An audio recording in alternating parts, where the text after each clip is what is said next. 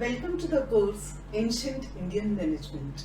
In this video, we are going to discuss management lessons that we learn from Shri Bhagavad Gita. Management lessons that we can learn from Bhagavad Gita are listed here: motivation, battle management, division of work, self-management and development, anger management, equilibrium theory, types of work cultures, work ethics, management strategies, stress management, employee well-being, dilemma handling, performance management, leadership styles and skills, goal achievement, commitment to work, decision making, management by change, team building, and women empowerment. First is motivation. We see Arjuna's journey in Shri Bhagavad Gita, how demotivated he was in the beginning before the battle started, and after having a communication with the Lord Krishna, his mind is changed and he is ready to fight in the battle. The journey from the verse 47 in the first chapter till the verse 42 in chapter 4, we see this transformation of Arjuna's mind, where he is converted into a motivated warrior rather than a demotivated son or grandson. And in the end, Arjuna confesses that now he does not have any doubt and he is all set for the battle. Arjuna got mentally very depressed when he saw his relatives in the battlefield against whom he had to fight, and to motivate him, Bhagavad Gita was preached by Lord Krishna. The essence of motivation is well explained in Bhagavad Gita. Second is battle management. In fact, the setting of Gita starts with a battle. So this is a symbolic of the battlefield of life, but more essentially, it is symbolic of the battlefield within us or inner self. Our life having a continuous confusion between positive and negative desires, likes and dislikes, good and the bad. This always keeps a battle on within us. Next is division of work. In the verse that is shown in the slide, we see the ancient Varna system of India, where farming, selling and purchasing of the objects and all other transactions, they were divided between the four Varnas: Brahmana, Kshatriya, Vaishya and Shudra. Each and every Varna has a specific duty prescribed to him. The way Brahmanas and Kshatriyas, they are supposed to educate and protect the country. Same way in this verse we see that Vaishyas, they are said responsible for all the business transactions, and as far as Shudras are concerned, they are supposed to be the Paricharaka, the one who serves the other three Varnas. Next lesson that we learn from Gita is self-management, and for this I have quoted one verse from Gita which says that self-management is like an action of a tortoise. This message teaches us how to manage yourself, how to control your indriyas, how to control your senses, so that you yourself do not go out of control. Next management lesson from Bhagavad Gita is about anger management. Disadvantages of anger are shown in this verse. You will start losing memory and all good things from your personality will go away. And so you should not be angry at others. You should not let anger control you. And this can bring the stability of mind. So human life is like the battlefield of Mahabharata, where the battle have been fought daily within the mind and the soul. Anger generates from unfulfilled desires or wants. Now there is verse which is very famous. Yada yada hi dharmasya glanir bhavati bharata abhyuthanam adharmasya tadatmanam srijamyaham. It says, when the system attains disequilibrium and shows signs of being unstable and going out of control, measures have to be taken to restore the equilibrium in the system. This is a classical systems engineering idea that we get from this verse. This verse says that no gap is to be left. If a gap is coming in, then it has to be filled. Krishna talks about the imbalance that may be around us. Whenever there is an erosion of values or principles which affect the quality of our life, then the Supreme Power, Krishna himself, interferes and brings the balance back by establishing the power of Dharma. So this verse asks us to restore their natural ecological equilibrium.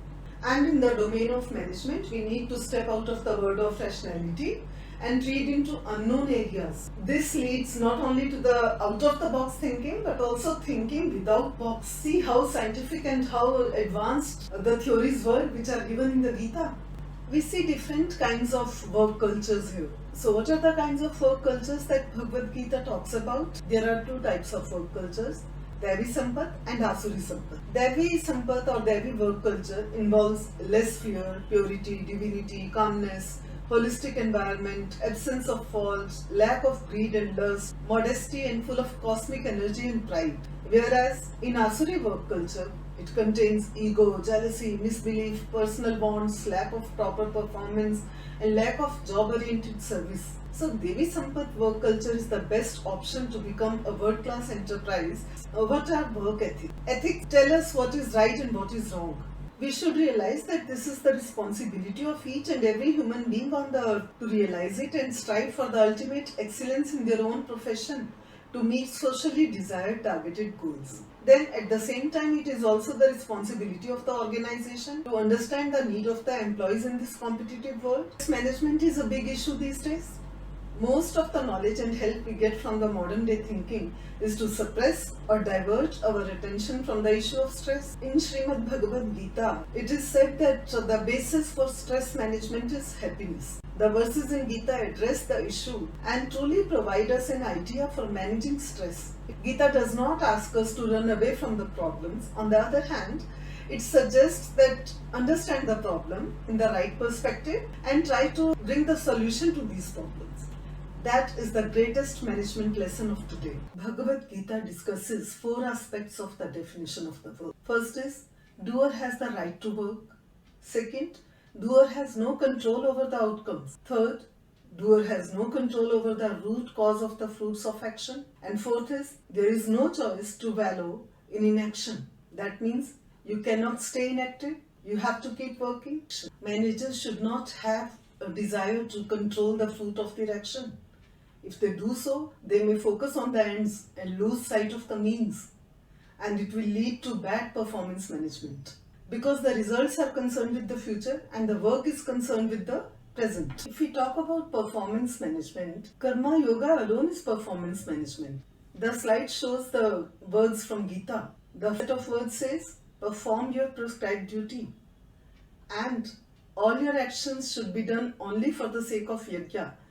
Yajna can be denoted as a transaction system, a system of give and take, so that the balance is maintained. It asks us not to focus on ends only, not to focus on the outcome only, not to focus on the result only. That means instead of result-oriented approach, you should keep your eye on the process also. And we also see that in the organizations, performance reports become more important than the outcome of those performances. And this lesson we learn from Bhagavad Gita that the approach should be a balance between the result and the process. And this is the ideal performance management system even for today's corporate world. And the message is coming from the famous shloka, Karmanyevadhikaraste ma phaleshu kadachana. Next is dilemma handling. Bhagavad Gita addresses dilemmas of all ages, young people of their era, old people of their era, and provides solutions for handling the challenges. Arjuna in fact represents the modern youth, and Krishna's psychological treatment resolves distress, conflict, fear and anger from his mind. This dilemma again represents the battlefield of inner side of a human being. So next management lesson that we need to discuss is leadership in Bhagavad Gita. Lord Krishna, as the narrator of the Bhagavad Gita, is referred to as the supreme power, and each and every human being is supposed to surrender to this supreme divine. This is the kind of leadership that we see in Gita. In fact, leadership is a critical management skill. It is the ability to motivate a group of people or a group of followers towards a common goal. Therefore, it is necessary for a leader to be a visionary and seek the way forward. The essence of leadership is well explained in the Bhagavad Gita, in chapter 7, in verse 11, when Lord Krishna says that I am the strength of those who are devoid of personal desire and attachment. He also announces that I am the legitimate desire in those who are not opposed to righteousness. We also see the announcement of leadership hierarchy in the Bhagavad Gita. When Duryodhana blows his conch, it was a loud announcement of his presence challenging the enemy. But then Krishna responds with his famous conch Panchajanya. Then Arjuna blows his conch named Devdatta. Bhima blew his one named Pandra. Yudhishthira blew one named Anantavijay.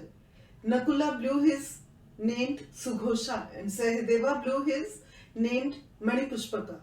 Then the king of Kashi, Shikhandi, Drishtadyumna, King Virata, and other soldiers, they blow their conch. How beautifully this hierarchy of leadership has been shown with the help of these sounds of conches. Next is commitment to work.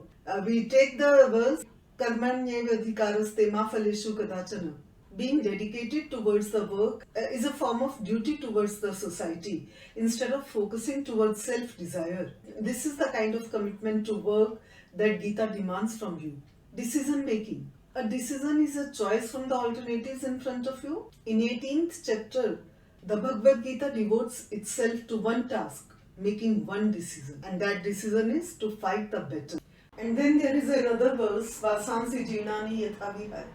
I'm giving you the English meaning. Just as a person discards an old and a torn shirt and wears a new one, the soul, the Atma, also discards an old body and acquires a new one. What a simple way to explain a complex idea of its management by change. Because in order to be successful, the organizations have to implement changes in their operations, changes in their organizational activities.